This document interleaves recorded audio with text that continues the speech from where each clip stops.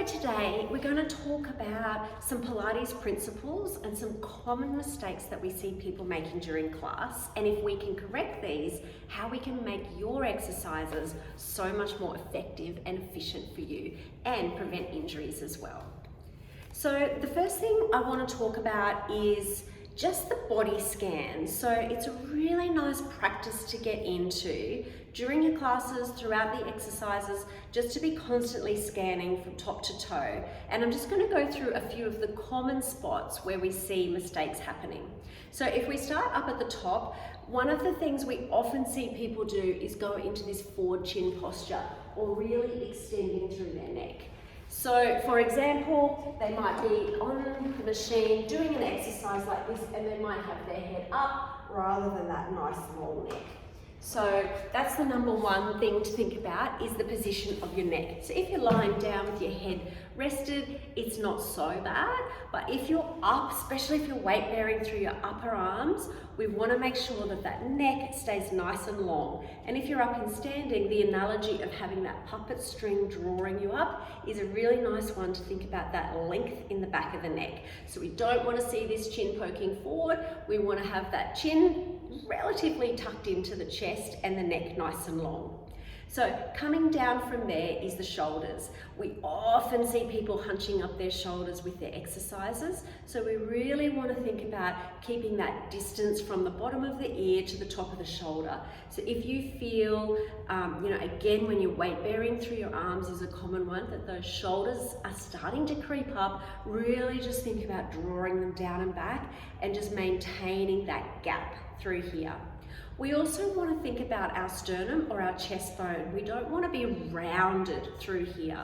So if you look at me from the side, we don't want to see this rounded thoracic spine. So our thoracic spine goes from relatively that first sort of bump at the top of our bottom of our neck, top of our spine, through to about here, and we don't want to see that curving in that outward direction. We call that a thoracic kyphosis.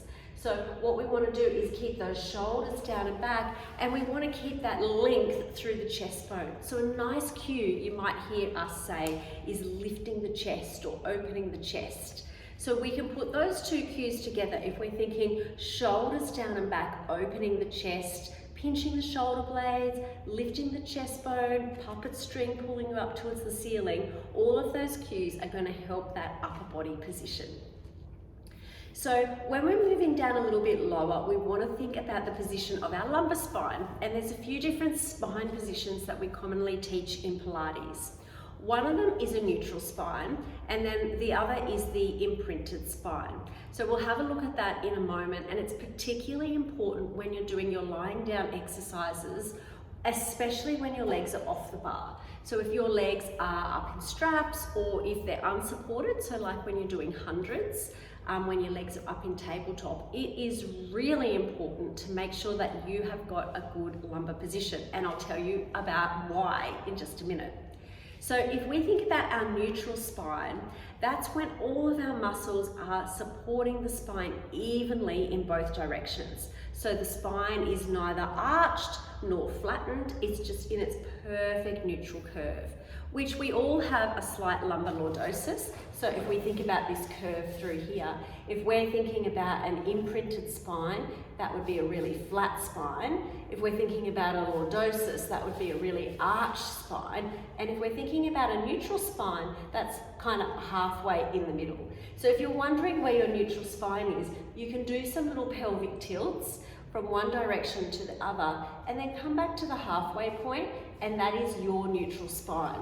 You'll also find sometimes it's nice to make like a little triangle on the front here. So if you're thinking about your hip bones and then down towards your pubic bone, if you're in a lordosis, then your thumbs are going to be pointing out. If you're in a flat spine, then your fingers are going to be pointing out. If you're in neutral, then your thumbs and fingers are in the same alignment, and that's something that you can do during your exercises. You might lie down, and I'll show you in a minute, and if you're not sure, you can put your hands on your tummy and have a little tilt back and forward. Find that where it's nice and flat, and away you go, you know you're in neutral spine.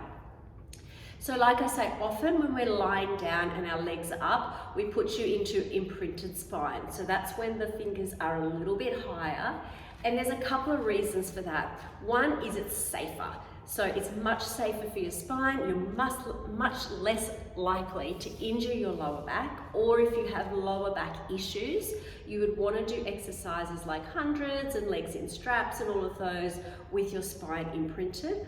Or if you're just a beginner with Pilates, it's safer to start with your spine imprinted, and then as you get better, go into neutral. Neutral spine is absolutely perfect. But if you're not sure what you're doing, or you don't have that lower abdominal strength, it's very easy to tip into a lordotic spine, or where those thumbs are forward, and there we can get pinching down on the lumbar spine, and that can cause some problems.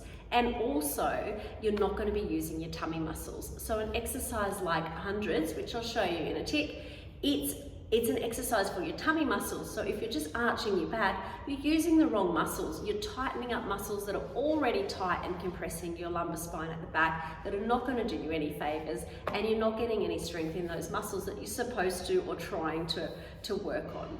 So it's really important to get the technique right so that we're getting the most out of our exercise as we possibly can. Okay, so if we just think about our hundreds position, if we're lying down on our back, and then we're going to take our legs up into tabletop. Now, if you're here in a lordotic spine, you'll feel that there's like a big gap underneath here. We definitely do not want that gap. So we can either start, like I say, if you've got back issues, or if you're a beginner, you'll start with your spine imprinted. So let's get our little triangle, pop it on the lower part of our tummy, pop our legs up into tabletop, and then do our little tilts. And we'll find we want those fingers higher than our thumbs, and we will feel our back on the carriage. That's imprinted spine. So if the instructor comes along, they should not be able to get their hand in under your back because it is printed onto the carriage. That's why we call it imprinted. As a progression from there, you can go into neutral spine. So neutral spine again is where our thumbs and our fingers are nice and even at the front. So there's a little bit of a gap, but not too much of a gap. And we should be able to control that gap as we extend our legs or whatever it is we're doing. If you are going into your exercise and extending your legs and your back's coming up, then that's too hard for you and you should go back to imprinted. And it's really, really important to just do the exercise to your level and your ability. So say for example with the hundreds exercise and we're doing leg extensions, you can just go halfway or 3/4. As soon as you feel that you can't control that lumbar spine position, that's it, you should come straight back, because all you're doing is reinforcing a bad pattern and not strengthening the muscles that we're trying to strengthen anyway. So super important.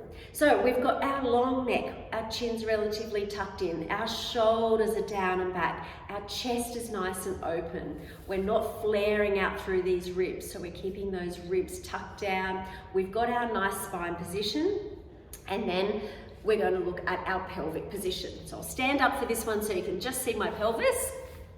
Now, what we're looking at is if we think about where those hip bones are, we want them to stay nice and square. So say for example, we're doing an exercise like scooter where we're standing on one leg. We don't want to see this dip.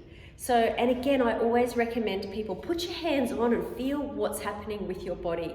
We should be able to stand on one leg, lifting that leg up and keep those hands nice and straight.